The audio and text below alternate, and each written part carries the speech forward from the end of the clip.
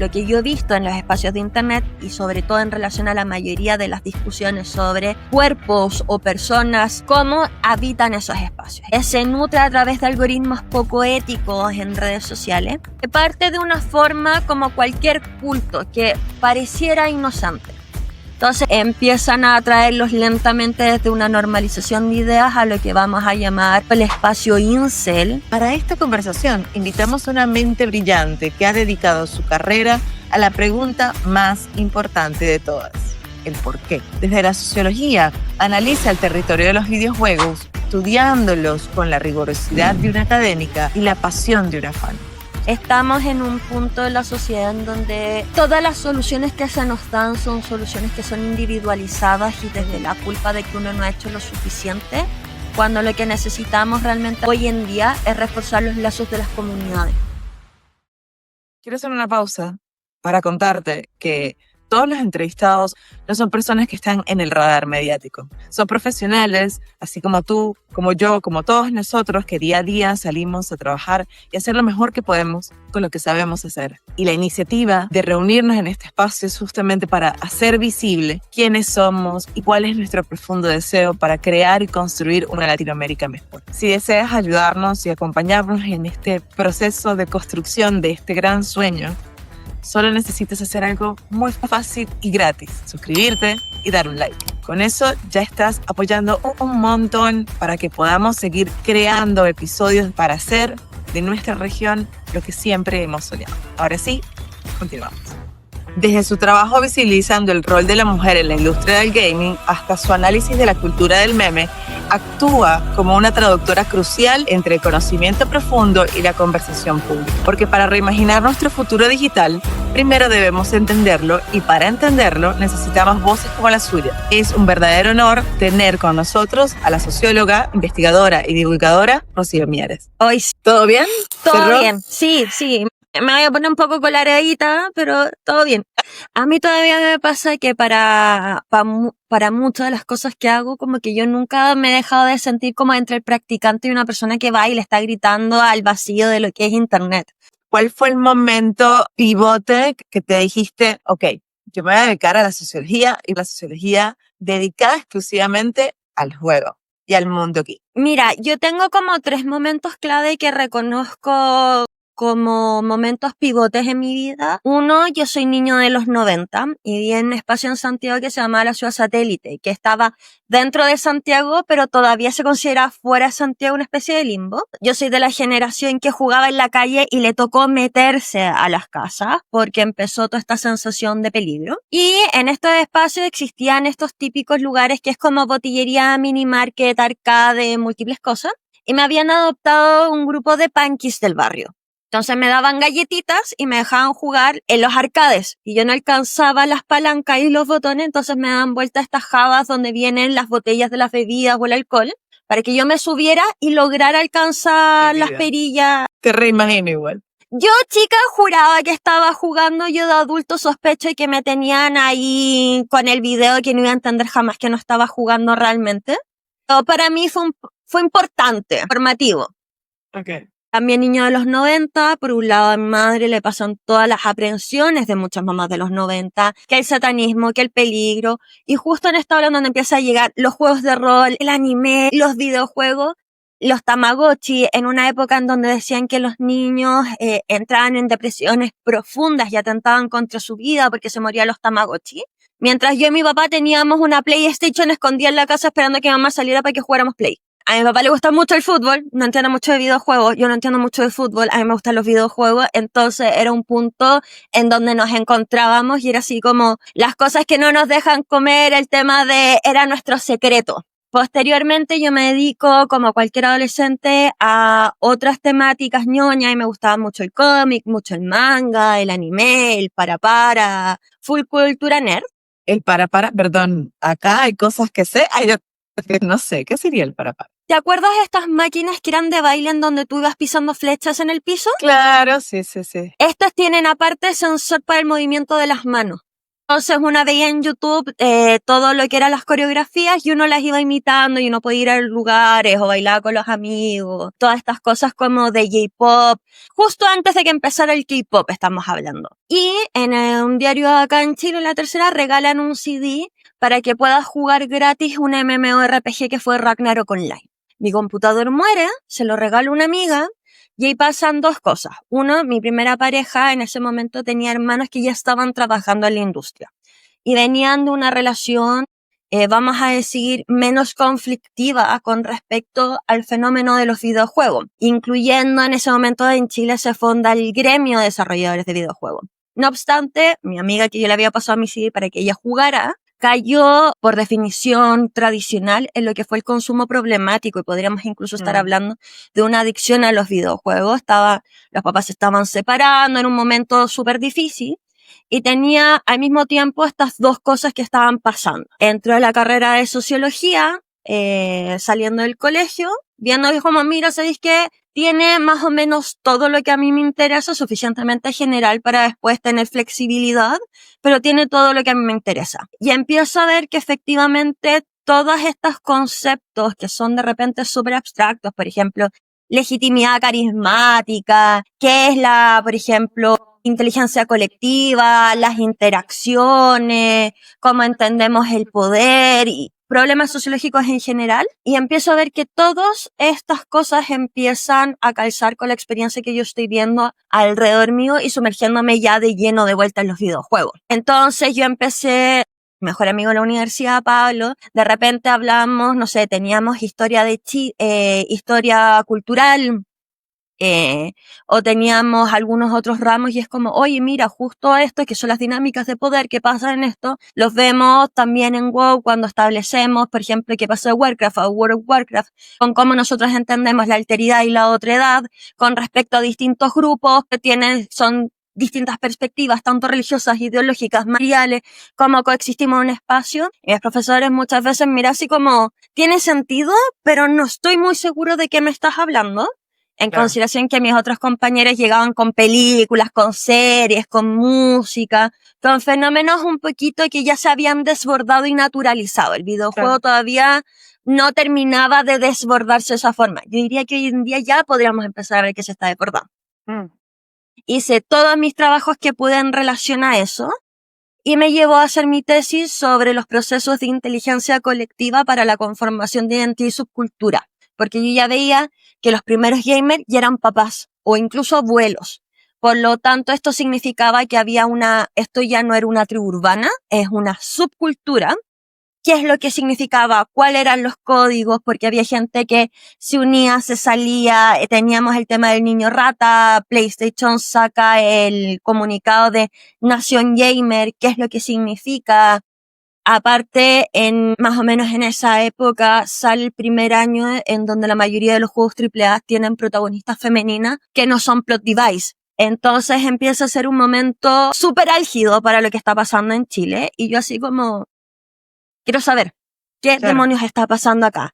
Necesito saber articular y me demoré porque mi primer profesor ya de tesis, él quería que yo trabajara algo que él entendiera. Entonces su perspectiva era que yo quiero que trabajes en impacto económico. Y yo así, ¿para qué voy a hacer eso si lo googleo y lo tengo? O sea, no estoy descubriendo el agua tibia ni nada por el estilo, o sea, nada. Sí, nada y es mismo. como yo lo entiendo en cierta parte, pero yo estaba muy en la mentalidad que no me hacía necesariamente un alumno más fácil, esta es la última oportunidad probablemente que yo tenga de trabajar algo que sea mi pasión antes de tener que entrar al mercado laboral y que ahí uno hace lo que puede, lo que le toca, son otras negociaciones. Y me dice, entonces quiero que trabajes alrededor del término de los hikikomori o de la violencia de género. Y yo le dije, no. Voy a hacer, y disculpe lo coloquial, la wea que yo quiero. Bien. Eso nunca sale muy bien cuando uno es alumno. Sí, bueno, si te lo dijiste así tal cual, bueno, complicado. Me reprobaron. Vuelvo al siguiente año con otro profesor y yo le digo, quiero seguir trabajando esto, ¿puedo? Y él me dice, ¿puedes? ¿Qué es lo que me estás preguntando? Le digo, ¿me aceptas que yo siga con este trabajo? Sí. Y con él trabajo hasta hoy en día. De hecho, tengo publicaciones en economía con él. Y yo no entiendo qué es lo que tú me estás diciendo. te voy a enseñar a traducirlo a lo que es el lenguaje académico formal para publicación y trabajo. Entonces, él Qué buen mientras me approach enseñaba... igual, convengamos. Sí, No todo profesor acepta. Decir, no entiendo, pero te apoyo. Valiosísimo. sí, el doctor Nicolás Gómez. No significa que me haya puesto súper buenas notas. Fue un aprendizaje duro, él era cruel pero justo. Y el tema era, él me ayudaba a traducir esto en un lenguaje académico que no es tan fácil de adquirir, que tienen que ver con el de la publicación, de la revista, de la literatura, mientras yo me dedicaba a todo lo que tenía que ver con enseñarle a traducirle lo que sus hijos le decían a él. Entonces, oye, mi hijo me está hablando de esto. Mira, esto te está cuenteando, esto sí es así, sí los audífonos son así de caros y hacen una diferencia. Y yo llegué, me titulé, egresé, y fue ahora qué hago, y me fui a meter a todos los lugares que empecé a ver que estaban dando charlas de videojuegos, principalmente desde parte de los developers. Y eso me lleva a un camino a conocer colegas tanto en Argentina, que me tienen a adoptar la red de investigadores de videojuegos de Argentina, al alero de lo que es la industria, acá en Chile también con varios colegas.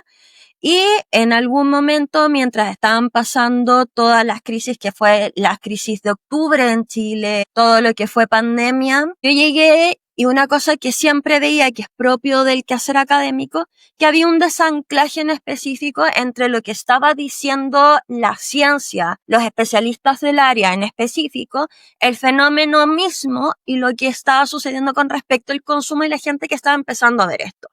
Y falta un paso intermedio. Estamos todos hablando de lo mismo, pero con un lenguaje tan distinto que nadie está entendiendo lo mismo. Y me puse a hacer divulgación científica, como yo te decía, yo le estoy gritando al vacío. Y de repente no le estaba gritando solo el vacío. Entonces me estuve colaborando con el área de educación y tecnologías en Chiapas, explicándole a profesores qué era lo que tenía que ver con el juego. Me invitaron a eventos con respecto a tecnología basados en hacker, con este tema de, mucho te dicen como ingeniería social, pero es una forma fácil de decir, oye, esto es ciencias sociales de toda la vida, harta psicología. El mayor problema de ciberseguridad es la capa humana, que es como dejar los papelitos, la información que uno va dando sin darse cuenta, hablar de temáticas en eSport, y me fui involucrando en distintas áreas, lo cual me ha llevado hoy en día a ser parte de lo que ha sido la comunidad de Nerdearla, que he ido a dar charlas y he ido a presentar, lo cual me ha permitido ingresar al otro lado de la tecnología también y conocer mucha gente genial. Ir a congresos y básicamente creo que uno de los hitos más importantes hasta ahora, que soy exponente para Congreso Jóvenes Futuro y en las Cátedras del Futuro, que es una instancia importante en Chile porque lo que yo digo, lo que dicen profesionales que llegamos ahí, queda como material para la legislación dentro de Chile. Bien, bien. Y entre todos estos eventos, sé que hay uno que se llama Women Game Jam. Sí. ¿Qué descubres sobre la creación de videojuegos con ese espacio?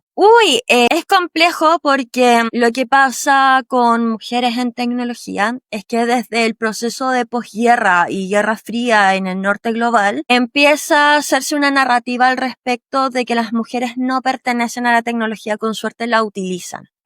Y esa es una narrativa que permea muy fuerte y hasta el día de hoy significa cómo tú entiendes ciencia, que de hecho en esto uno que no es profeta en su propia tierra y que tiene los mismos vicios, me ganó un reconocimiento de Fundación Luxic acá en Chile por ser una mujer dedicada a STEM.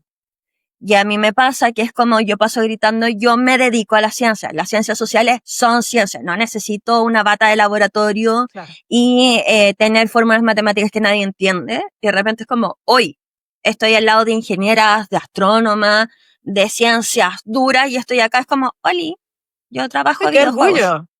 Igual es maravilloso. Pero uno se siente así como, yo estaba corriendo hacia el frente y de repente llegué y estoy acá, es como, ¿están seguros que yo estaba invitada?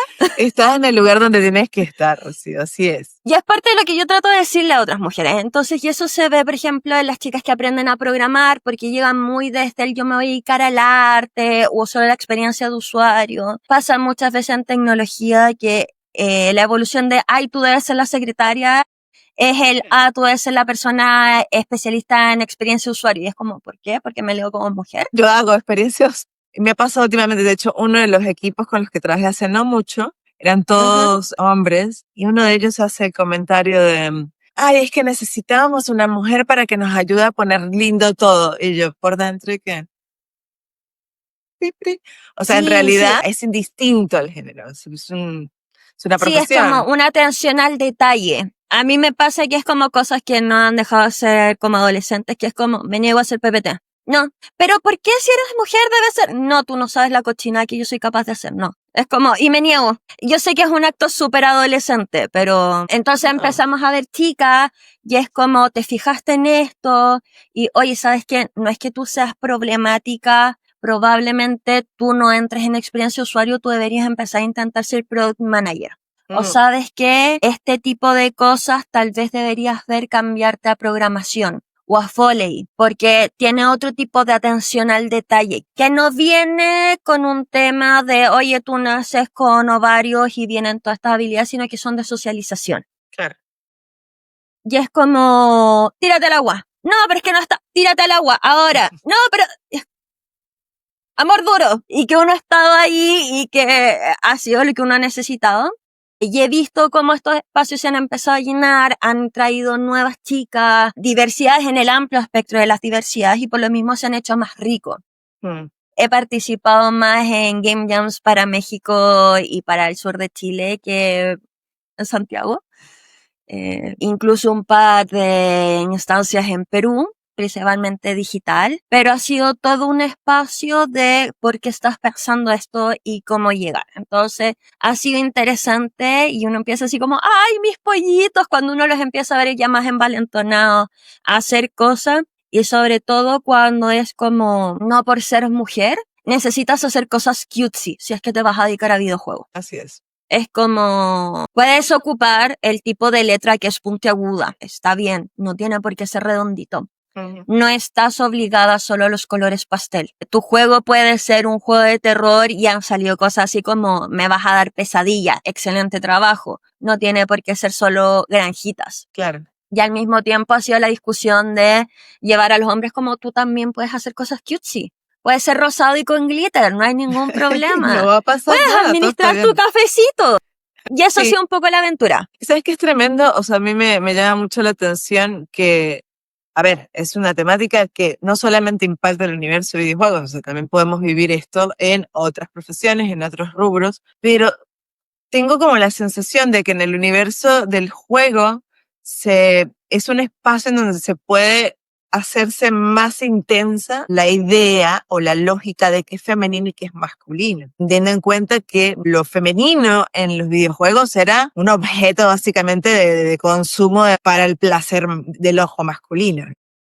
Ahí tiene que ver, como te decía, los desarrolladores de juego en un inicio tienen que ver, son principalmente hombres desde un punto hegemónico heterosis, porque principalmente eran las personas que podían llegar a los laboratorios científicos. Entonces se empieza a normalizar algo que realmente no es normal. Uno también siendo mujer es víctima de machismo y misoginia aprendida y es un tema sacárselo de encima o aprender a lidiar con ello, y que es como, esto es una idea, no es una estructura inamovible y monolítica y me tengo que hacer cargo de eso. Y empieza a haber cambios, que es como depende de dónde uno empiece a buscar ciertas cosas, que es como, si tú quieres seguir en la industria AAA, el cambio no va a suceder hasta que alguien que sea de gerencia diga, oye, esto no es un extra, esto es lo que está exigiendo, porque ellos no van a correr riesgos económicos con un producto que es tan caro. No obstante, cuando empezamos a ver industria indie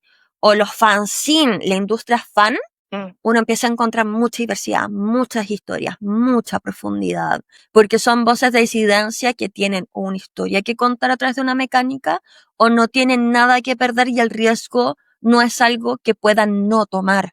claro. Y ahí uno empieza a ver cómo puchean estas ideas, esta diversidad, estos cambios que se van dando a nivel de estructura social y cultural.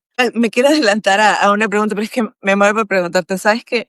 ahorita no recuerdo exactamente el nombre, si no lo voy a poner en algún lado, pero hay una inteligencia artificial nueva que a partir de imagen te permite crear un universo jugable, ¿no? Esto lo que va a hacer es democratizar las posibilidades de creación de juegos. Teniendo en cuenta lo que acabas de mencionar, siento que en estos espacios que son más independientes hay una consideración distinta a lo que venimos acostumbrados. En este sentido, ¿cómo ves el futuro del gaming si esto se masifica y la gente empieza a crear sus propios juegos? Mira, hay herramientas de entre lo más gratuito a un poco pago, como lo que fue RPG Maker, que han democratizado el acceso de que no necesitas ser programador para desarrollar un videojuego o un juego de mesa. Hay muchos núcleos semilleros al respecto. Lo que pasa es que ¿cómo tratamos de llegar a esas personas? Y lo digo yo que soy docente, tengo más de 5 años de docencia en carreras de diseño y desarrollo de videojuegos, entonces me pasa mucho con los alumnos.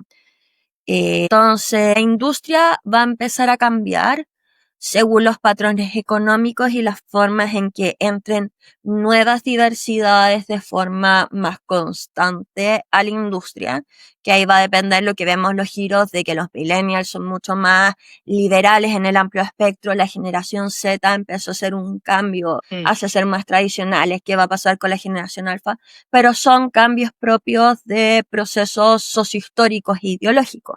Hay otra diferencia ahora con respecto a lo que pasa con algoritmos éticos e inteligencia artificial, pero creo que todas estas herramientas para democratizar van a permitir a nivel de juegos que sean experimentales una mayor diversidad para expresar ideas de alguna forma y que lleguen a alguien.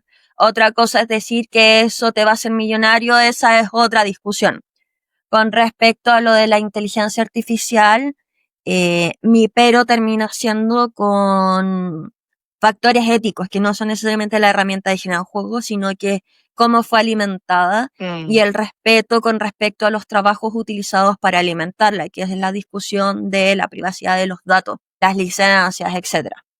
Sí, es un Que gran creo tema. que es otra discusión en específico. Hasta ahora específicamente las personas que han visto la industria de los videojuegos solo como un tema para generar dinero y que no es tan compleja como es porque necesitas muchas veces personas dedicadas al guión, la iluminación, las mecánicas, la economía dentro del juego, el código, la música. Es un producto que es muy, muy, muy complejo. Cada vez que llega alguien que dice, yo no necesito gente para hacerlo, lo puedo hacer más, mejor, más barato y con menos personas y voy a utilizar inteligencia artificial, suele ser un asco de producto. Es como de verdad se transforma en algo injugable. Es un objeto complejo el jugar y los jugadores tienen gustos, expectativas y exigencias súper particulares, como un juego no es cualquier juego. Entonces, ahí va a entrar esa discusión, creo yo. Sí, bueno, empezando por la narrativa, qué historia cuentas, cuál va a ser el camino del jugador, su camino del héroe o no. Es como, ¿a quién le vas a contar qué cosa y cómo quieres que se entienda finalmente? Claro. Es como, porque es distinto hablarle a una persona que le gustan los juegos tipo Souls, que él lo que quiere es enfrentarse a la adversidad, a la frustración y salir victorioso, a una persona que quiere jugar, voy a juntar 3 cositas del mismo color, siguiente nivel, Claro. resolver puzzles, o sabes que yo quiero conocer este mundo adentro y quiero explorar y sentarme en el pastito. Son jugadores distintos y Son no los mis puedes juegos tratar favoritos, de hecho. y no los puedes tratar como si fueran lo mismo, porque si no fallas, es la misma forma de cómo piensas la música o las películas. Sí. Hay, dentro de lo que estuve investigando por ahí de ti, y un libro que mencionas que se llama Rise of the Video Game Sinisters. ¿Pudieras Sí, sí. contarnos algo sobre este libro? De hecho, creo que lo tengo justo acá al lado. Ahí va. Este, Ah, todavía no lo he terminado. Es una lectura que tan fácil no es. y bueno, pero se toma de a poco. Y sí, lo estuve viendo y dije, bueno, ¿qué fue lo que te llevó a ese libro? ¿Y qué has encontrado hasta el momento que dices, bueno, acá hay un relato, aquí hay algo que me hace reflexionar en torno a mi propio trabajo? Sí, mira, lo que pasa, hace muchos años, acá en Chile, hubo una organización que no proliferó más, pero que generó un antes y un después también cuando yo estaba haciendo mi tesis, que era el NIDI, que era el Núcleo de Investigación de Internet y Videojuegos en la Universidad de Chile. Los miembros después empezaron a hacer sus magíster, entrar en el espacio de trabajo y no logró haber recambio. Las instituciones de repente son malas para mantener ese tipo de cosas. Y en un congreso al cual llamaron, había una persona que estaba hablando sobre Anthropy y cómo esta persona generó un videojuego para explicar lo que fue su transición. Es una persona trans. Okay. Y a través de su juego te mostraba un tema de una obligatoriedad de, lo que vamos a decir, una obligatoriedad de empatía. Porque yo cuando iba a pensar que me iba a dar miedo entrar a un baño, que yo no pertenecía a un baño. Qué fuerte. ¿Cuándo? A mí, ¿cuándo me iban a decir tú no puedes entrar a un baño? Si uno no piensa en esas cosas, claro. Anantropy empieza a hablar sobre esto, que es lo que yo te iba diciendo, y como solemos pensar que hay un filtro de entrada muchísimo más grande de cómo lo pensamos, pero los videojuegos como un producto cultural, como un espacio, se van a nutrir de las experiencias, las historias y las perspectivas del mundo de las personas que están involucradas en su creación. Y un videojuego puede tener un autor o puede tener 2000, que Claro. es algo bastante complejo. ¿Cómo vamos a tratar esas cosas? ¿Y quiénes tienen permitido hacer videojuegos? Y Anantropy te dice todos. La respuesta es todos. Y cada uno de ellos te va a mostrar cómo está haciendo el mundo. Te va a mostrar su historia, su acceso a la intimidad, su forma de leerlo. Por lo tanto, tenemos que entender que esto ya no es solo videojuegos en una gran palabra, sino que vamos a tener subsistemas dentro de lo que vamos a determinar lo que es la cultura gamer o el consumo de videojuegos. Entonces, al volverse mainstream, vamos a tener videojuegos que son, todo el mundo los conoce, pero vamos a decir como tu identidad de gamer por jugar solo Mario. Empezamos, Claro. yo jugando Candy Crush Saga. Pero es distinto, por ejemplo, a las personas que compiten, que trabajan en eSport, que es distinto a las personas que son tryharderos, o la cultura del RTS, que es súper distinto a la cultura del fighting. ¿Qué empezamos a encontrar ahí? Claro. ¿Con qué ojos deberíamos mirarlo? ¿Cómo entramos? ¿Y qué cosas consideramos que son naturales y obvias que no necesariamente lo son? ¿Qué códigos manejamos? Y aquí venimos con esto de producto cultural. Me gustaría que le hablaras un poco a la audiencia, más bajadito como a tierra, como para que todos puedan entender así, el que no tiene ni idea y el que sí sabe un montón, pero como para aclarar, ¿no? ¿Qué es esto de lo que tú te refieres del videojuego como un producto cultural? Cuando hablamos de productos culturales nos referimos a que son objetos o productos, eso quiere decir que pueden ser tangibles o intangibles, que representan la sociedad de ciertas necesidades en un contexto sociohistórico específico y que son una representación de la sociedad / cultura del momento. Y ahí vamos a encontrar, por ejemplo, recetas, conceptos u objetos. Entonces es como de repente cuando la gente te muestra las recetas de posguerra y tú así como, esto es una cochinada, pero tiene sentido porque hay muy pocos alimentos, necesitas saciedad, necesitas calorías. Esa receta se transformó en un objeto y un producto cultural. Se cristalizó en un objeto o en algo que tiene que ver con un hacer y ahora yo lo puedo ver, tomar y dar vuelta. Entonces se parece mucho a lo que hace un arqueólogo cuando encuentra una vasija o una cuchara. Es como, ¿esto para qué era? ¿Cómo se utilizaba?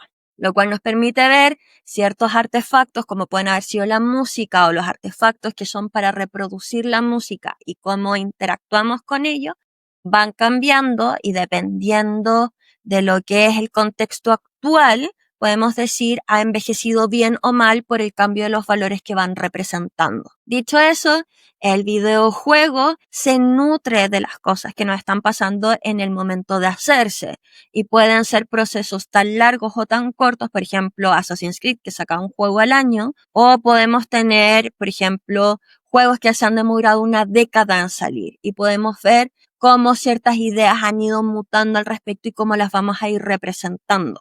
Que ahí van, por ejemplo, de pongo o no pongo una mujer, racializo esto o no, cómo voy a trabajar estas ideas y podemos empezar a ver a través de décadas, años o tipologías de juego, ideas y constructos que se van repitiendo o cómo van mutando. Y eso nos permite, dentro de las ciencias sociales, trabajar estos productos culturales como un proceso de recursividad.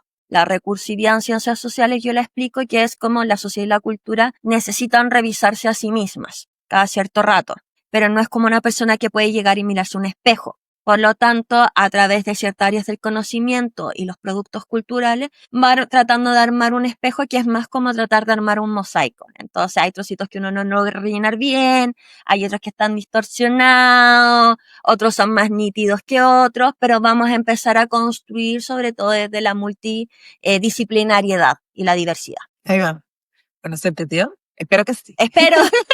Si no, me pueden escribir y voy a tratar de hacerles otra baja, que no se sienta tan tarea, así como, ¡ay, vine a clase! Pero y como para descomprimir un poco, que siempre es el mejor, la mejor vía para descomprimir, porque sé que investigas los memes. No hay nada más para mí particularmente, a mí me encantan los memes, soy fan, pero creo que es interesante también la óptica de cómo mira una socióloga el fenómeno de los memes, que aparte... ¡Uy!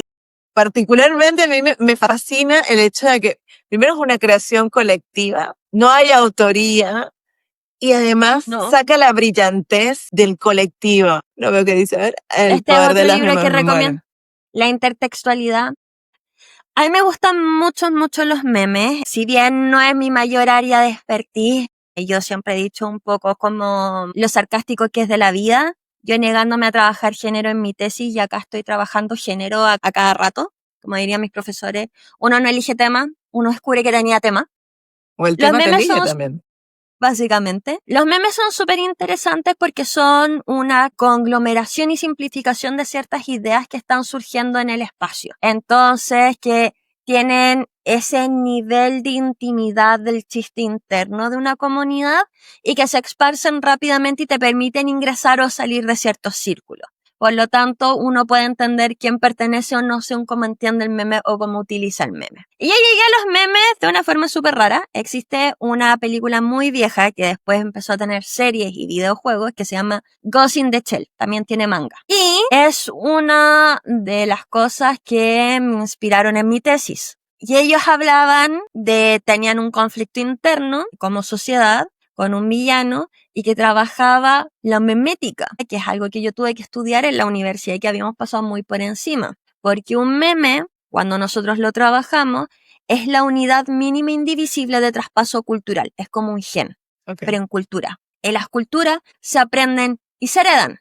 Entonces está, por ejemplo, como nosotros entendemos ciertos insultos, ciertos juegos, el sarcasmo, el jugueteo, cómo interactuamos y cómo pasamos ciertas ideas. Yo empiezo a ver eso y como empieza a ser una guerra ideológica, y yo así como, y me puse a leer de memética y a trabajar, y hay mucho de mi trabajo que yo he hecho en relación a los memes que se hacen en videojuegos. Que ahí entramos en el shanty, el soy boy, lo que significa, cómo nos apropiamos de ciertos estigmas, cuando uno dice soy un niño rata, y está al mismo lado de soy un adolescente emo de 30 años, mi segunda adolescencia, nadie dijo que yo no podía.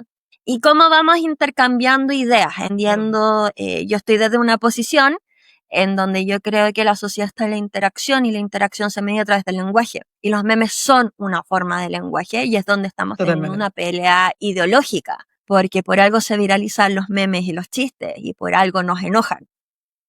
Y aparte, tienen la capacidad de conectar a un nivel de profundidad y no solamente conectar, sino al mismo tiempo permanecer en la memoria, ¿no? Y capaz termines expresando ciertas ideas en el día a día, puede ser hasta laboral, a través de un meme. Porque Totalmente una comunicación, una forma de hablar. Es lo más denso, lo más cristalizado, lo más simple y depende de una experiencia compartida. Y la gracia de los memes, sobre todo desde el proceso que tenemos ahora en Internet, es que esa experiencia colectiva no está anclada necesariamente a una territorialidad. Entonces uno tiene memes que es como el meme de la oficina. Así como, ay no, de nuevo te estáis haciendo un Kevin. Y uno sabe a qué se refiere. A pesar de que Kevin ya no está en la oficina hace como 15 años, todos sabemos sobre Kevin. Claro. O la idea que es ser un Kevin, pero empiezas a tener espacios como estos memes empiezan a ser un constructo desde Reddit, cuando tú tienes esa comunidad de algunos videojuegos que tú tienes, y empiezan a transformarse en refranes, y empiezan a construir, y te sirven para hacer una comunicación con personas que tienen experiencias muy similares a las tuyas, que no necesariamente están en el mismo territorio que estás tú territorio entendiendo de forma tradicional. Internet se ha vuelto un territorio. Y que tampoco compartes una franja horaria. Imagínate yo en mi adolescencia entrando a la universidad, no tan adolescencia como ya un poco más tardío, yo me enteraba de la guerra de Ucrania porque yo jugaba WoW con un ucraniano. Entonces de repente era así como, oye, pero a ti, tú no estás ahí donde están bombardeando, puedo raidear igual. Y es como, ¿ok? ¿Qué? Wow. Qué intenso igual. No sé qué pasó con él. ¿Sigue allá?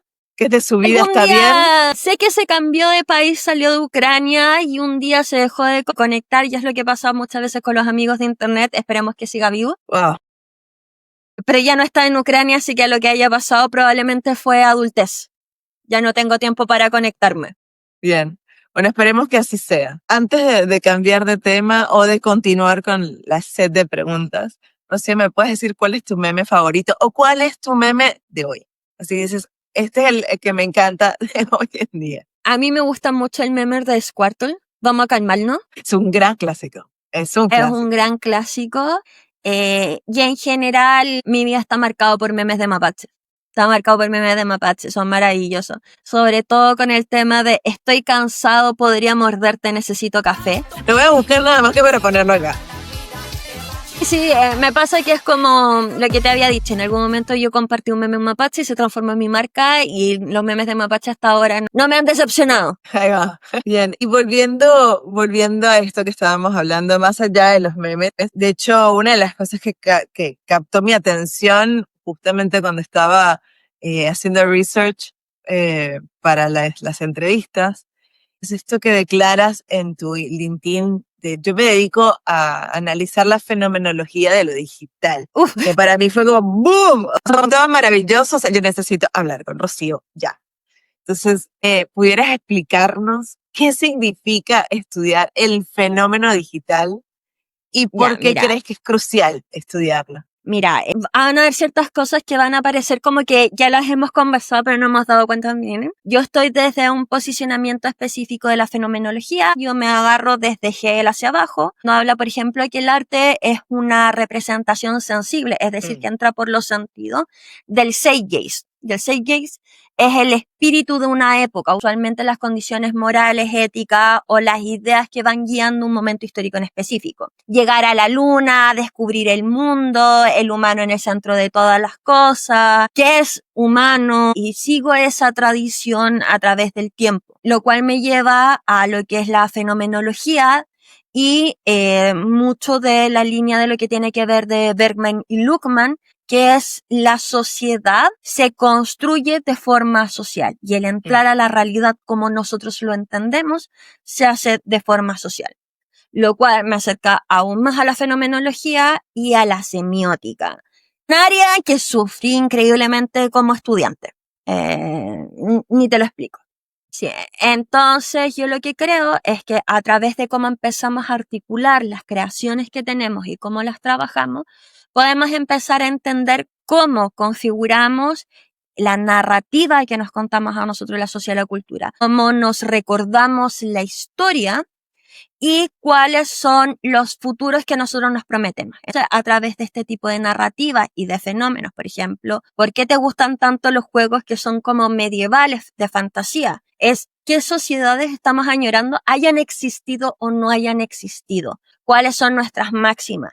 ¿Qué cosas están en discusión ahí mismo? ¿Y qué capitales estamos trabajando? Si es que vamos a ir desde Pierre Bourdieu con capitales simbólicos que estamos poniendo en juego. Sobre todo cuando estamos entrando en un espacio creativo y nos estamos dejando llevar por lo que es la experiencia estética. Nos estamos virtiendo ahí y estamos invitando a otras personas a vertirse en este espacio que es de lo intangible. Entonces entramos en una discusión de, ¿existe una verdad absoluta, inamovible, como Platón nos lo decía, donde está todo lo bello, lo verdadero y lo absoluto? o nosotros estamos llegando a consensos de qué es lo que estamos entendiendo y cómo lo estamos entendiendo. Y creo que es Impresionante. importante hoy en día, en donde los cambios sociales suceden a revoluciones cada vez más rápidas y multiculturalmente. Entonces yo me he metido mucho ahí en lo que tiene que ver desde la teoría de Heidegger, que pasa de Luz y Guattari, sobre el devenir y el proceso de cómo vamos trabajando identidades, proyectos e ideologías a través de estos espacios digitales, de transformar el internet o los foros de no lugares a que sean lugares como los entendemos por territorio, y toda esta pelea que tiene que ver de entender lo digital, sobre todo internet, como un espacio público, que para ciertas cosas funciona como un espacio público cuando es un espacio privado. ¿Cómo damos acceso? ¿Cómo no damos acceso? ¿Cómo se utilizan para redes? Por ejemplo, WoW, que tuvo uno de los primeros pro LGTBQ+, y articulaba seguridad desde allí, o los foros de internet que eran tomados por mujeres violentadas y generaban lazos seguros para dejar, por ejemplo, hogares y parejas violentas y asegurar, por ejemplo, que los hijos no murieran de hambre, o pudieran estar en un espacio educativo o acceder a un trabajo. Como, ¿qué hay ahí? Claro. Y nuevamente, sobre todo porque el espacio digital se suele pensar desde las tecnologías duras, por lo tanto se suele pensar que hay hombres habitando en estos espacios, cuando más de la mitad son mujeres o personas no reconocibles como hombres. Entonces, ¿qué pasa con las diversidades ahí? Y ahí yo me metí, todavía no salgo, estoy ahí, saco cosas como, uy, esto no lo había visto, uy, esto se parece, y sigamos. Igual hay esa métrica que traes de que el 50% es mujeres o, bueno, los que no se consideran masculinos, sino que están en el espectro, vamos a llamarlo de esa manera. Es fascinante porque uno desde afuera, que no investiga sobre esto, hace como assumption, como que asume que es un espacio dominado por lo masculino. Como te decía, internet suele ser un reflejo. No sé si han visto la película Paprika. Anime. Internet es un espacio en donde nosotros podemos ser cualquier cosa. Yo me puedo poner ahí adentro y estructurar una identidad como yo la quiera, que no necesariamente está atado a las cosas estructurales que me veo atada en el día a día. Por ejemplo, donde vivo. Lo que te decía, el efecto Barbie, yo puedo hacer lo que quiera hacer y puedo tomarme ciertas libertades que no podría de otra forma. Me puedo permitir soñar y una construcción del yo que es distinta, más allá de lo que otras personas puedan decir o no. Y eso ha ayudado mucho a personas de la comunidad LGTBQ+ al respecto, que se articulan en este espacio en donde encuentran comunidades como espacio seguro y después las sacan a otros espacios que no son necesariamente mediados en esta virtualidad o digitalidad. Claro. Ahora tiene sus riesgos, porque con el algoritmo yo me junto con gente como uno y puedo caer fácilmente en una echo chamber, que es lo que ha sido una de mis últimas investigaciones que tengo pausadas por tema de financiamiento. Si alguien quiere financiar este mapache, bienvenido sea. Igual me gustaría que explicaras justamente ese término y a qué se refiere. Es una cámara de eco. Estamos hablando de algunos de los vicios de la argumentación llevado a gran escala, que es cómo esto va a ser incorrecto si todos los que están al lado mío piensan y dicen lo mismo. Por lo tanto, lo naturalizo. Lo que yo he visto en los espacios de internet y sobre todo en relación a la mayoría de las discusiones sobre cuerpos o personas no reconocibles como hombres heterosis, que hablan un gran espacio y que no son solo mujeres, cómo habitan esos espacios. Y lo que he visto es que hay una fuerte corriente ideológica, por favor no crean que esto es terraplanista, a veces sonaría un poco así, que se nutre a través de algoritmos poco éticos en redes sociales, que parte de una forma como cualquier culto que pareciera inocente. Entonces digamos que entra un niño en la adolescencia y está en este espacio que usualmente no hay condiciones para que hayan adultos responsables en el amplio espectro, porque de repente nuestros papás también refuerzan ideas que podríamos considerar negativas o que están fuera de.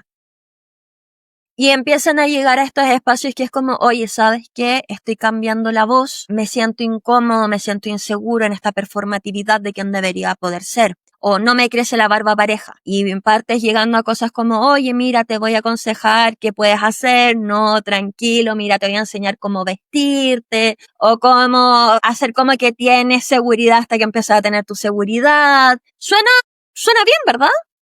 Suena inocente.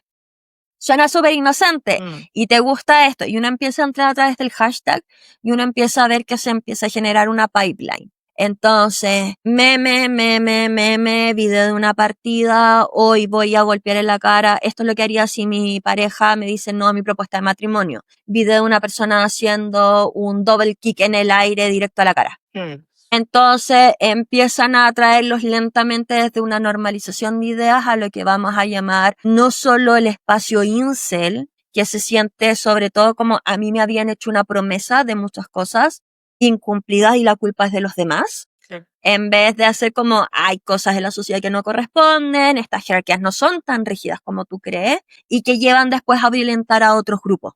Y el problema es que como se normaliza y es un proceso que es tan lento como la analogía de la rana en la olla que empieza a hervir el agua y que nunca sale, que después mostrar que no es así, hay que hacer todo un proceso de desprogramación neurolingüística con las personas porque sacarlas de un culto. Y tú dices, no, sale, eso es una estupidez y eso solo los deja más adentro. Entonces es un proceso bastante complicado y bastante difícil.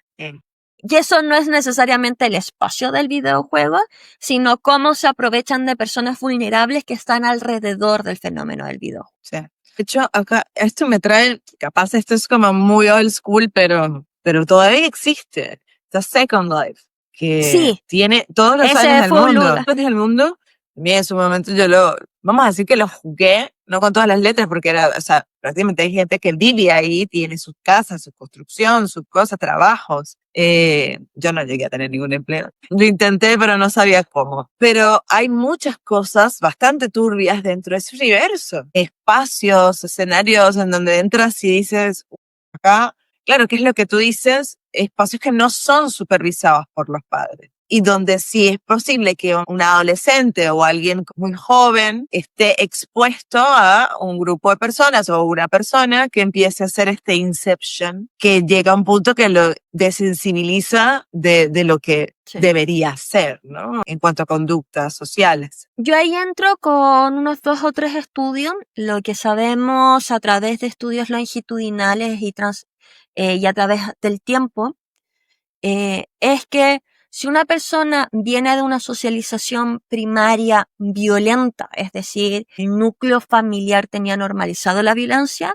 los videojuegos y cualquier cosa que se consuma va a ser un aliciente más a normalizar y desensibilizar. No es que el videojuego haga una pega así de lavado de cerebro, no. Y pueden tener muchos buenos beneficios. No obstante, hay 2 fenómenos que se van entrelazando. Uno es el fenómeno de la anomia que se da en Internet. Las personas creen que pueden hacer cualquier cosa y que no hay repercusiones, para bien o para mal, que sabemos que sí hay repercusiones. Y por lo mismo, cuando hay violencias normalizadas, es un espacio muy probable en donde se repitan y se den porque creen que no hay consecuencia. Entonces, ahí uno empieza a ver cómo creen que pueden tratar a otras personas. Con el fenómeno de Second Life, y es lo que pasa con el GTA y con muchos otros juegos que tienen contenido que pueden ser plus, es decir, para adultos, pasa lo mismo que pasó durante mucho tiempo con la animación. Y acá los papás de repente me miran con ojos así cuando yo les digo, ¿tú le das acceso libre a la pornografía a tu niño de 5 años? No, ¿cómo? No. ¿Cómo? Y es como los videojuegos tienen desde el año 83, es decir, no hace poco, legislaciones internacionales al respecto del etiquetado. Todos los juegos tienen un etiquetado. Tú puedes buscarlos por internet y aparecen en todas las stores, están en todos. Tú compras el juego físico o ya la carcasa que viene con un código, viene. Tú lo buscas en Wikipedia y viene. Y ese código te dice este juego, qué características tiene y para quién es apto. De la misma forma que la música, las películas y las series.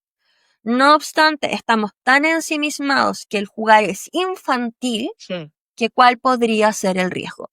Y ese es un problema de nosotros los adultos que estamos incurriendo en dejar increíblemente vulnerables a juventudes que no tienen todavía las herramientas para lidiar con ciertas cosas. Y tampoco nos hemos transformado en adultos de confianza con los cuales pueden venir a decirnos, me pasó esto, ¿qué hago? Claro.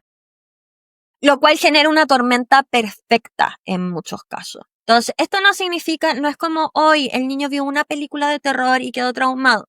No, uno nunca sabe cuál va a ser el momento. Pero Second Life nunca fue un juego pensado para niños, era un juego para adultos. Y como era para adultos, había muchas libertades porque se supone que uno tiene un criterio formado. Sí. Cuando juegas GTA, la historia tiene que ver sobre vulnerabilidad racializada, normada, estructurada, que se condice con una historia, sobre todo el norte global en Estados Unidos, con respecto a la violencia, la pobreza, el narcotráfico y el trabajo sexual. Es que voy a creer que es un excelente simulador de conducir para jugar con mi hijo menor de edad. Si es que no estoy dispuesta a trabajar y hablar de esos temas. Claro. Sí, o sea, a mí, particularmente yo no tengo hijos, pero la verdad que no expondría a un hijo mío a jugar GTA, por ejemplo. No, pero hay Búscate muchos otro papás que juego. llegan y me dicen, es que lo jugamos juntos. O llevamos No, 20 años que los celulares, las consolas tienen seguridad parental. Y no es difícil ponerla, pero no la ponemos. Entonces cuando llegan y me dicen, no, es que este niño es adicto, es como, veamos caso a caso porque esto no es tan fácil de dilucidar. No, los juegos son malignos, son terribles y es como, tú eres no. el adulto. Tú eres el adulto, esta es tu responsabilidad. El aprendizaje de la tolerancia de la frustración se aprende, no es automático, por mucho que nos gustaría con los niños. Y de la misma forma que el criterio. Entonces, como, me ha pasado mucho que ya me dicen así como, no, pero es que mi hijo está tonto con el juego. No lo dejes jugar tantas horas si no está Claro. durmiendo. Está teniendo un consumo problemático. Pero es que no quiero lidiar con sus pataletas. Y es como, nadie dice que no lo dejes jugar juegos. Que es como si es un acto socializador, ayuda, bla, bla, bla, bla, bla. Pero hay algo que lamentablemente uno no se puede saltar siendo un adulto. Y es la discusión tradicional de, ¿y si todos tus amigos se tiran del techo? ¿Tú también? Tú también lo vas. Todos nos enfrentamos a eso. Creo yo a esta altura que es un rito de paso. Y que es, hay límites. No te estoy diciendo esto no todavía. Pero es como no es una pelea con el videojuego, es alrededor del videojuego. Y yo tuve esa pelea con mis padres con respecto a qué podía ver o no en el TV cable. Y mis padres lo tenían con respecto a que ver en la televisión abierta o la música porque no, eso es satánico. Y en algún momento fue con respecto a qué estás leyendo. Sí, es cierto. Pero nuevamente, por favor, lean el etiquetado de los juegos. Les prometo que la mitad de las peleas son lean el etiquetado. Lo juro. Sí, porque aparte de esas cosas como que pueden, nada, lo que tú dices, o sea, piensas que es un juego, fácilmente intuyes o crees que es para niños, no necesariamente. Y están esas etiquetas como lo hay en la música, como hay en el cine, en las series, es obvio que también en los juegos. Pero bueno, no es que todo el mundo lo sepa y decirlo Sí. y insistir, ¿no? Y acá me gustaría profundizar, si bien ya hablamos un poquito sobre lo que vendría siendo salud mental, ¿no? Con respecto al tema de los juegos. Hay, mencionas o llegué a leer una información tuya en donde mencionas que los videojuegos pueden usarse para tratar temas de la depresión. Sí. Hay distintos niveles porque tenemos tanto juegos como serious game. Los serious game para el tratamiento de la depresión funcionan más o menos mal. Se sienten un poco como el meme del señor Burns, ¿qué pasa, chaviza? Así que no han tenido muy buenos resultados. No obstante, hay ciertos juegos que han permitido darle una analogía al sentimiento interno para que el jugador lo pueda presentar a la gente alrededor de ellos, como fenómenos que son intangibles. Entonces, por ejemplo, las personas que sufren trastorno de ansiedad generalizado, no es raro que te digan, es que yo escucho música de voz durante todo el día. Y que si tú has jugado un videojuego, tú sabes que si entraste a una zona de peligro, la música te avisa que entraste a una zona de peligro. Uno no siempre ve dónde está el enemigo, pero uno sabe que está ahí. Por lo tanto, esta experiencia te dice, tú siempre estás en alta alerta y no estás viendo cómo salir de la alerta. Súper, ya, te entiendo. ¿Qué podemos hacer? O cuando te dicen, tengo tanta ansiedad que no puedo dormir bien. Es como cuando juego, por ejemplo, Skyrim y no me deja dormir o no me deja descansar y pasa el tiempo porque hay un enemigo cerca. Claro. O en Dark Souls, que es como siento que nada tiene sentido. Y tú puedes ir y verlos como, así que tu mundo interno se está viendo de esta forma. Y eso ayuda a generar herramientas que son muy compatibles con la terapia tradicional. Y acá tengo que decirlo, que es como, yo sé que hay mucha gente que no le gusta ir a terapia y que cree que todo uno lo puede solucionar en DIY. Los videojuegos no curan la depresión, son una excelente herramienta complementaria. Bueno saberlo, porque especialmente hoy en día que la gente tiende a recurrir, en vez de ir al terapeuta, prefieren irse a un chat GPT Hoy o no. a una inteligencia artificial a contarle los problemas. Creo que es un momento crítico. La sociedad necesitamos ser escuchados o, o trabajar estos problemas de salud mental, pero pareciera que lo que no se nos está dando, no sé si sea el camino correcto, especialmente cuando estamos hablando de IAs, ¿no? De inteligencia artificial.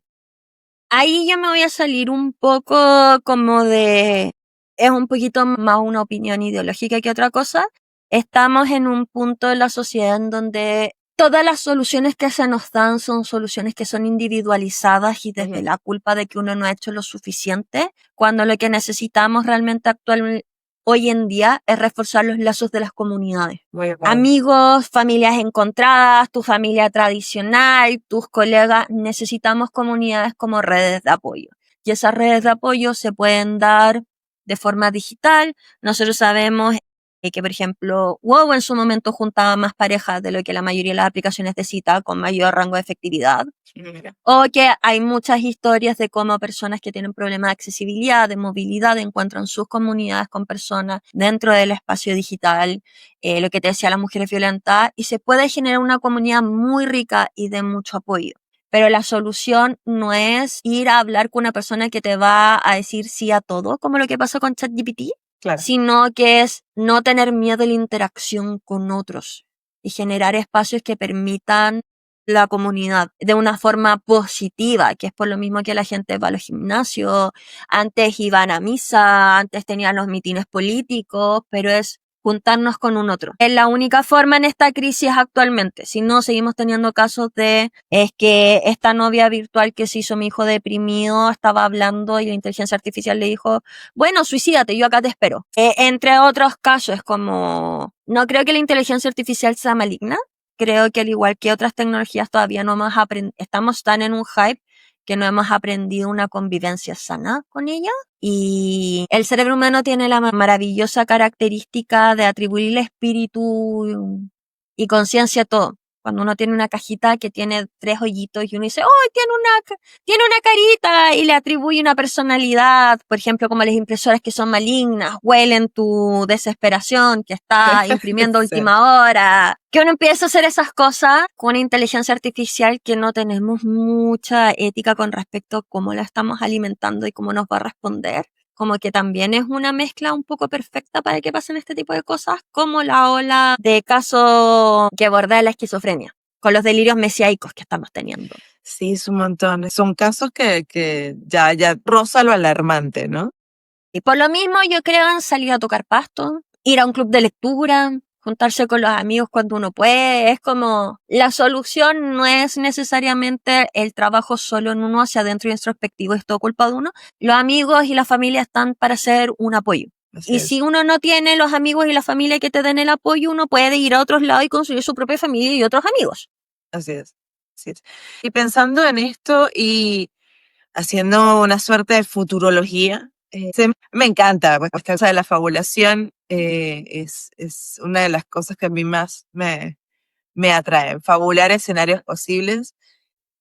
Es un ejercicio que está bueno, pero al mismo tiempo nos hace reflexionar de qué nos está pasando ahora. Si pudiéramos hacer una visión de futuro en un universo digital con todas las complejidades que tenemos hoy, pero exclusivamente para Latinoamérica. Sabemos que hay un mundo y hay un montón de cosas a nivel global, pero solo en Latinoamérica. ¿Cómo sería esa visión con la IA y con el universo digital que tenemos? Ideológicamente yo quiero ser una persona inocentemente optimista. Creo que si no está un poco difícil vivir. No voy a cerrar los ojos, pero yo elijo ser una persona optimista. Y en eso yo creo que un futuro digital para Latinoamérica nos puede ayudar a deshacernos de algunas huellas históricas o apoderarnos de mejor forma de ellas, de no ser solo lugares de extractivismo y de colonización en sus distintas formas, y tomarnos el espacio y brillar con nuestros propios saberes intelectuales, con nuestra forma de ver la vida y con lograr pelear en este espacio de poner nuestras cosmovisiones desde Latinoamérica, sobre todo hoy en día que podemos ver cómo se está un poco desbaratando Europa, el norte global, y es como, pero nosotros seguimos acá. Así es, así es. Así que yo elijo verlo como una forma que nos va a permitir democratizar nuestra presencia y legitimar nuestra presencia, más allá de estar desde el fondo del mundo, por así decirlo. Me encanta esa forma de expresarlo. Y acá, a ver si pudieras emitir un mensaje a una persona, independientemente de su origen, su género, alguien que pueda autopercibirse como dentro de una minoría que nos escucha y que ama los videojuegos, pero que siente que la industria no es para ellos, ¿qué le dirías? Hoy, esto va a ser un poco coloquial y en chileno. Vos dale nomás. Vos dale para adelante y firme. Es como, lamentablemente la historia nos demuestra que posicionarte en un lugar no se hace por favor y no se espera que alguien te mire. Se hace pateando la puerta y posicionándose uno. Es un ejercicio doloroso, es un ejercicio cansador, es un ejercicio que se hace desde el legado y los esfuerzos de otras personas como uno que han estado ahí. Por lo tanto, cada avance que uno pueda tomar, no hay que olvidarse de que es un acto de solidaridad alternante y que tiene que ser para permitir que los que vienen detrás de uno puedan seguir avanzando más lejos. Entonces, lánzate con tu juego, publícalo. No está el juego que tú quieres jugar, haz un fan juego, haz un fanfic, haz un fan music, hazlo. Y que uno no tiene por qué estar justificando la existencia de uno en el lugar en el que está. Tómate el espacio, no hay otra forma. Así es. Muy cierto. Ya como para terminar, Rocío, ¿qué se necesita para reimaginar el universo digital y del videojuego en y desde Latinoamérica? Mira, yo creo que nosotros ya lo hemos estado haciendo durante mucho tiempo porque nosotros somos una cultura híbrida. Ya hemos tomado cosas desde otro lado y las hemos resignificado. Por lo tanto, hay una pelea entre lo que vamos a hacer, que es como queremos seguir trabajando, que lo latinoamericano es solo indigenismo, o somos otras cosas también. Es como, por lo tanto, creo que lo único que queda es hacer. Hay distintas formas de ser latino que tienen que ver con nuestras propias historias, nuestras propias geografías, nuestros propios mitos, nuestras propias relaciones, como si bien hay un hilo conductor, pero yo creo que la única forma de hacerlo es haciendo. Contemos nuestras historias, la historia que sea, es como, esto, tomarnos en el espacio, porque ya que no necesitamos ya viajar de forma física, nos impide no contar nuestras historias, no hacer nuestro pequeño jueguito y subirlo a itch o subirlo a Steam o compartirlo con amigos, como hay que darle. Y va a ser la única forma a través de generar estos nuevos productos culturales a ver qué cosas se cimenta y qué es lo que va generando para adelante. Así es. Así es. ¿Sabes que se me estaba escapando una preguntita? No, Porque dale. es algo que me llama muy poderosamente la atención. Ya nos gustó estar escuchando un podcast y estaban unos CEOs ahí y tal hablando de el miedo que les da en la generación de contenido en este nuevo mundo digital. Y el que lleva el podcast dice, pero hay un fenómeno que me llama muchísimo la atención, que es el streaming. O sea, hay gente que no está haciendo nada, o están jugando, o están sentados ahí y ya generan contenido. Entonces, yo dije, yo tengo que preguntarle a Rocío, ¿qué significa para ti? Y no solamente qué significa, sino qué, qué está representando a nivel social el streaming y cómo esto se está yendo, o sea, todo lo que conocemos se está yendo hacia ese lado y por qué. Mira, yo creo, vamos a partir de algo. El ocio no es tiempo muerto y lo que hacen las personas que hacen streaming es trabajo. Es mucho más trabajo de lo que la mayoría de las personas pensarían, porque tienes que hacer guiones, tienes que establecer tu máquina, tus herramientas de trabajo, el computador, las cámaras, tú tú eres tu herramienta de trabajo. Claro. Y aparte en un trabajo que es muy informal, tiene mucho riesgo y depende de muchas cosas que no necesariamente si tu contenido es bueno o es malo va a tener éxito. Y cómo te vas a ir reinventando. Por lo tanto, creo que mucha gente que dice como, no, esto es hacer nada, siento que viene desde una posición de mucho privilegio, un poquito boomer, por así decirlo, que es como, tú no lo entiendes y como no lo entiendes, crees que no tiene una complejidad. Entonces, creo que decir que un streamer no hace nada es como decir que tu mamá, por quedarse y ser ama de casa, no hace nada en todo el día. Claro. Hay distintas formas de trabajar y de hacer trabajo y de hecho, si nosotros trabajamos, por ejemplo, los trabajos publicados de la Flaxo sobre la digitalidad, la informalidad, las nuevas informalidades con respecto al proceso digital, entran perfectamente ahí la creación de contenido, sea cual sea. Muchas veces esta creación de contenido tiene que ser porque es un hobby, es un trabajo, es una comunidad, a mí me pagan y suelen ser ingresos que han ayudado a muchas personas a mantenerse a flote, sobre todo durante pandemia. Sí, Es una discusión de qué es lo que significa trabajar, qué es trabajar. Sobre todo trabajar con el propio cuerpo, trabajar los trabajos mentales, trabajar cuando uno es su trabajo. Insisto, es una complejidad bastante más grande al respecto. Son trabajos nuevos, en algún momento era como, ¿cómo vas a perder tu tiempo haciendo investigaciones? Eso no es práctico. Claro. Anda y mueve la pala. ¿Qué estás haciendo perdiendo tu tiempo con los computadores, papá? Soy programador. Estamos pasando por un proceso de legitimidad e institucionalización de lo que significa ser un generador de contenido, que no es tan distinto, una herencia e iteración de lo que fue en algún momento ser líder de opinión. Tú tienes tu comunidad, tú tienes tu opinión, tú trabajas alrededor de eso y son contenidos que son bastante más pensados de lo que uno daría crédito, porque si no, no tendrías comunidad. Claro. Fuera de eso, que es volver un poco a teoría del trabajo, es complejo y se va a seguir dando porque hoy en día tenemos grandes instituciones que no están hablando un lenguaje que llegue a las personas que ellos quieren que lleguen. Entonces, dicen que llegan a un público, pero le están hablando completamente a otro y perdieron las claves. Y esas personas no significa que no estén interesadas en un montón de cosas, están buscando a gente que les dé la sensación de que son honestas, son reales, orgánica y que están dispuestos a hablar con ellos. Por lo tanto, son más gente como uno. Claro. Y por eso las observan. Y por eso funcionan para articular comunidades, realidades, ideas y movilizarlo. Si no, no se explicaría cómo hoy en día las campañas políticas se hacen a base de memes. De que tiene esta forma, por ejemplo, Obama hizo campaña política en Need for Speed. Biden lo hizo en Animal Crossing. Trump está tratando de meterse en las comunidades de WoW, donde también hay muchas personas que fueron a la guerra y ahora ya no pueden. No me acuerdo cuál es la palabra. Veteranos.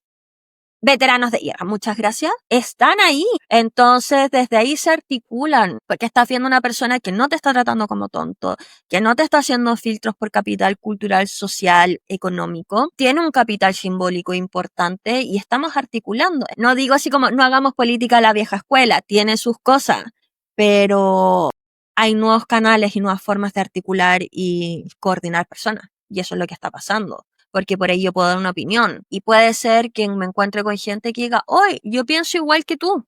¿Qué es lo que significa eso? Sí. Y rescato esto que dices de contenido más auténtico y más humano en un mundo en el que, a ver, convengamos que va a estar saturado, si no es que ya está, Instagram, TikTok, contenido generado con inteligencia artificial, que parece real y no es, vendiéndote marcas.